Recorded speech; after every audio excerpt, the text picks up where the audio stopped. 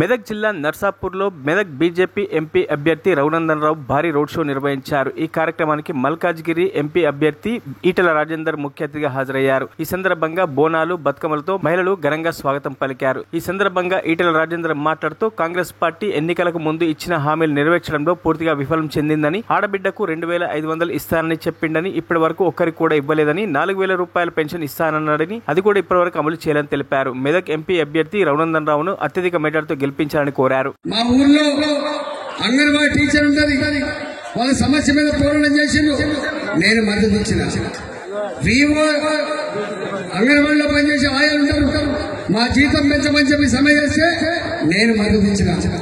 RTC కార్మికులు సమ్మె చేస్తే 39 మంది చనిపోయిండ్రు. ఆ సమ్మె చేసినాడు వాళ్ళకు మద్దతు ఇచ్చిన బిడ్డ లేరు.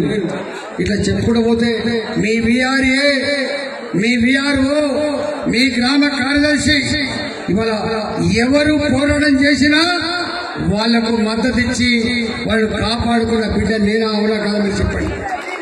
రైతులు మోటార్లు కాలిపోతే నేనున్నా, కరెంటు రాకపోతే నేనున్నా, వడ్లు కొనుగోలు కాకపోతే నేను పోయినా. ఎక్కడ ఆపద ఉంటుందో, ఎక్కడ అవసరం ఉంటుందో, ఎక్కడ ప్రజలకు అన్యాయం జరుగుతుందో అక్కడ ఉన్న బిడ్డ ఈటల్లా కాదని చెప్పండి. నన్ను పట్టుకొని మన కేసీఆర్ కూడా అహంకారం పెరిగిపోతే ఏం చేశాడు, నాలంటే బయటికి పంపించాడు. ఏమైపోయింది బయటికి పంపిస్తే? పొట్టోన్నెత్తి పొడుగోడు కొడితే పొడుగోన్నెత్తి ఎవరు కొట్టింది? పోయింది కదా. అందుకనే రేవంత్ రెడ్డి కూడా చెప్తున్నాము, మేం మీ అంతా డాబు తర్పం లేని వాళ్ళం కావచ్చు బాబు, మీ లెక్క పైసలు ఇచ్చి పేపర్లు రాయించుకోకపోవచ్చు, టీవీలలో చూపించుకోకపోవచ్చు, సోషల్ మీడియాలో పెట్టుకోకపోవచ్చు, కానీ ప్రజల హృదయాల్లో మాత్రం మా స్థానం ప్రజలంగా ఉంటుందనే విషయం మర్చిపోకండి.